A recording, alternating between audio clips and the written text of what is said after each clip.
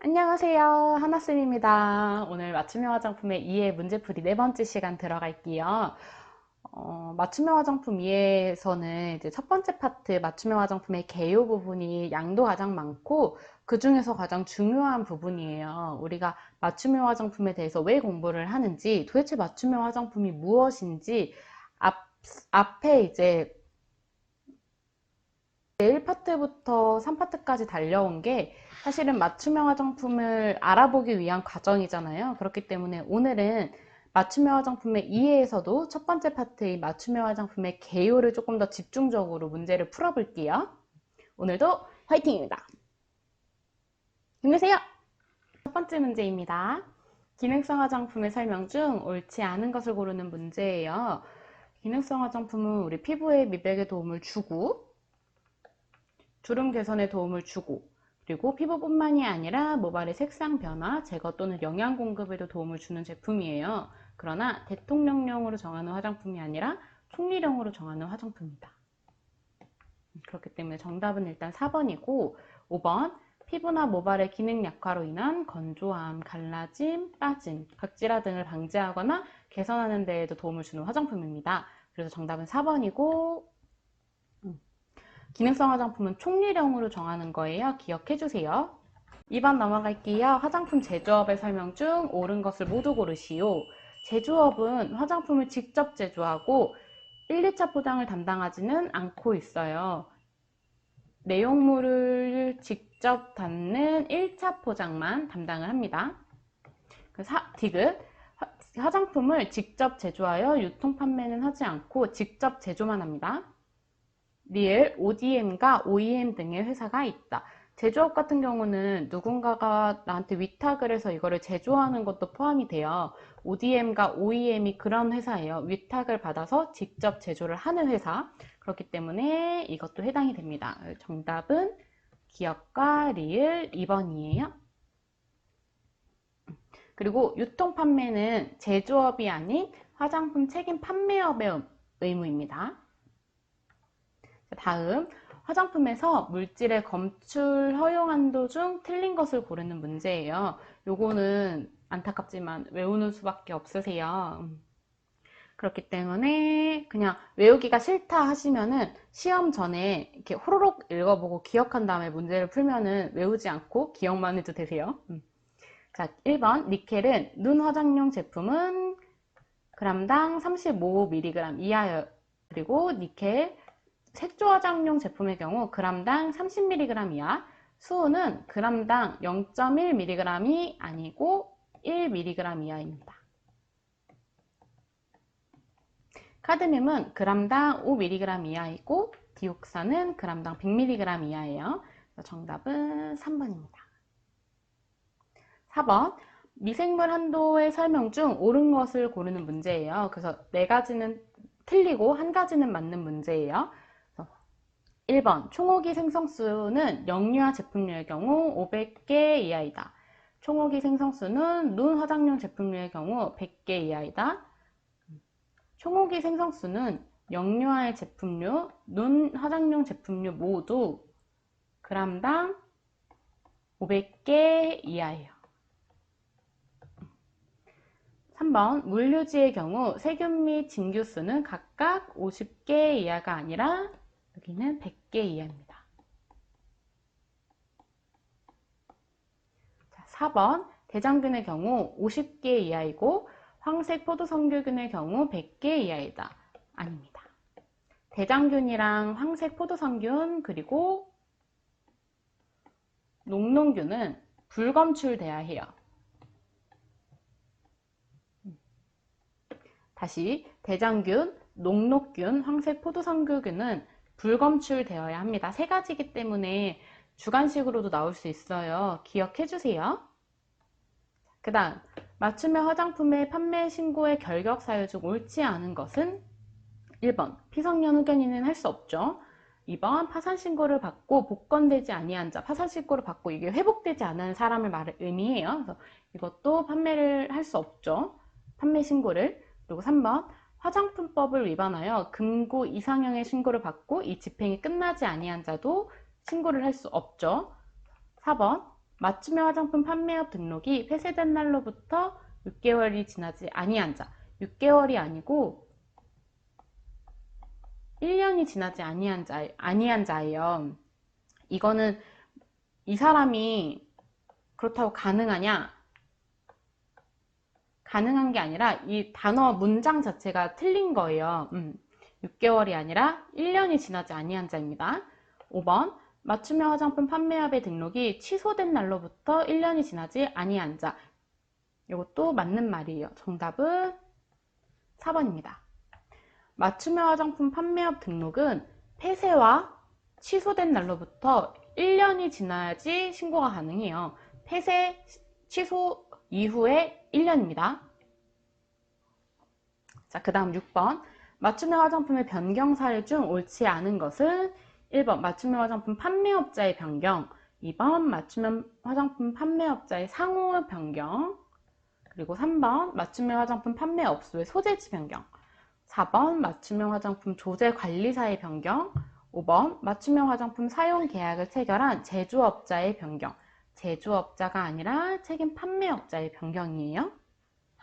맞춤형 화장품 사용 계약을 체결한 책임 판매업자의 변경.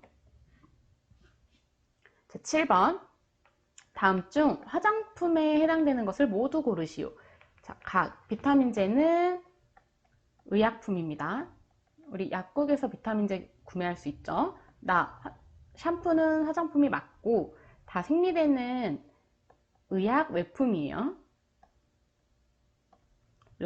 화장비누. 이게 조금 헷갈려요. 화장비누가 보통 화장품 아닌가? 이렇게 생각하실 수 있는데 요거는 비누류 그리고 합성 세제류에 해당이 돼요.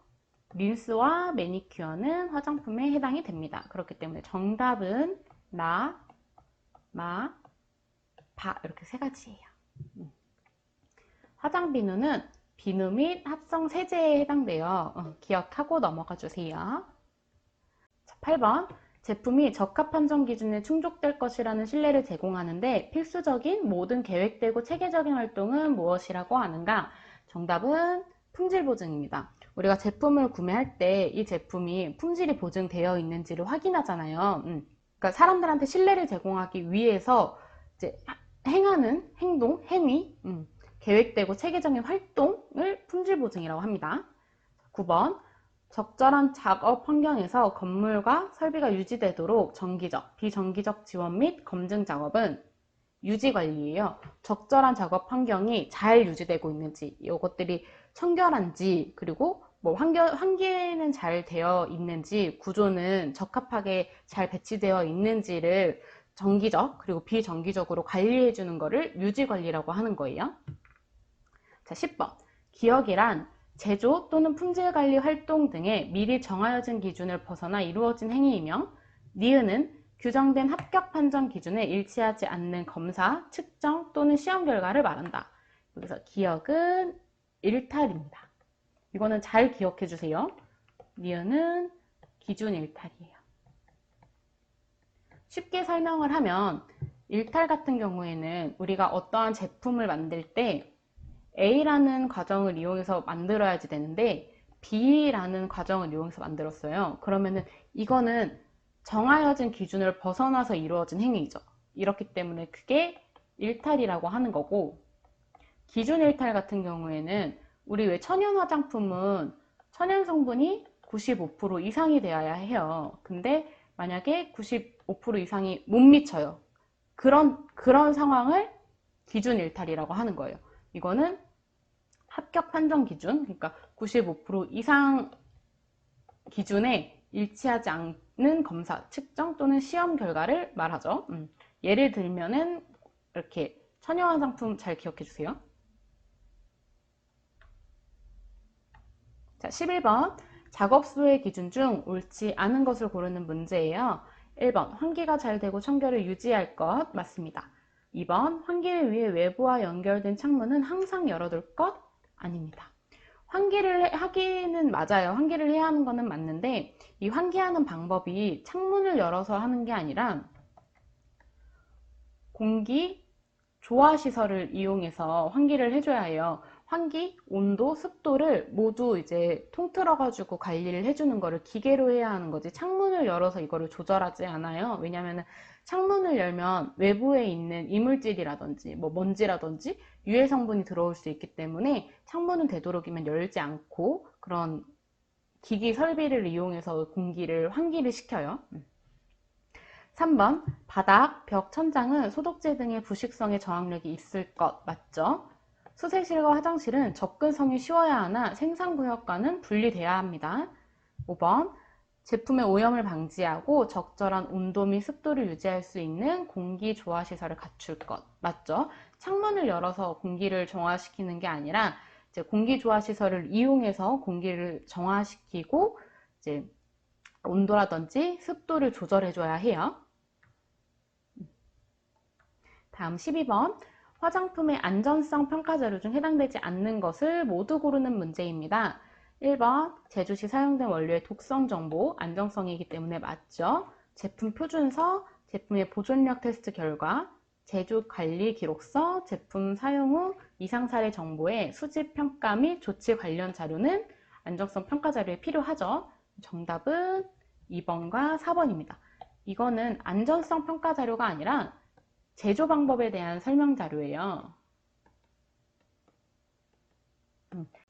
13번 위해성 평가의 대상은 새로운 원료 또는 성분을 사용하거나 새로운 기술을 적용한 것으로서 기억에 대한 기준 및 규격이 정해지지 아니한 인체 적용 제품이다.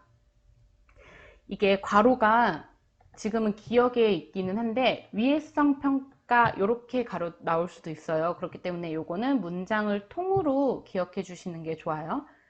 정답은 안전성입니다.